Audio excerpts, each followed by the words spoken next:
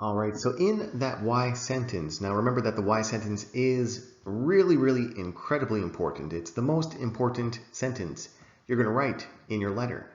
Now, we've been teaching this for quite a while, and there are some mistakes that people make when they are attempting to complete this sentence. So I'm going to show you the most common mistakes because I don't want you to do this really when you're making that why sentence.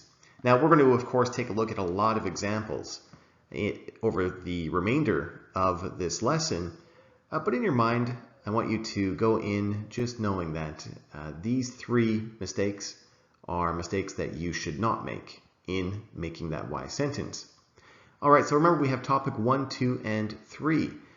In the next video, we're going to learn how to develop those topics. Well, in your why sentence, remember to not discuss those topics, because when you get to those topics later on, well, you're not going to have anything left to say. And of course, what we want to do is really make sure the structure of the letter is perfect, which means discussing each topic 1, 2, and 3 equally. If we're discussing one more than the other, well, we're not going to obtain that high score that we want to obtain. So remember, you're going to not discuss topic 1, 2, and 3 in your why sentence. All right, the second tip for you has to do with your grammar.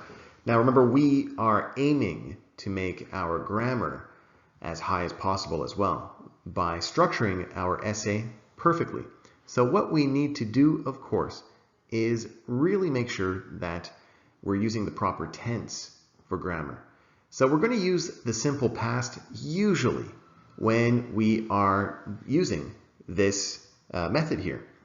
And of course, once in a while, now it depends, I would say maybe 10%, 15% of the time, it's going to be a question in the future. So it will require you to write in the future. It could be something about attending a conference next week, for example. Well, with that one, of course, the rest of that why sentence will be based in the future.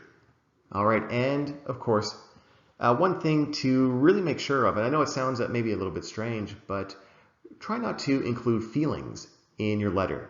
In my experience now, I've taught hundreds of people how to pass the IELTS exam, of course, maybe even thousands at this point. Same with the rest of the team over here. And when we do the individual assessment of your performance in a general training task 1, well, something that comes up quite a bit is when we have people who are describing feelings. So they talk about their feelings in the letter. Now, in my experience, this makes you go off topic. So we'll try to keep ourselves not discussing feelings in this letter as well.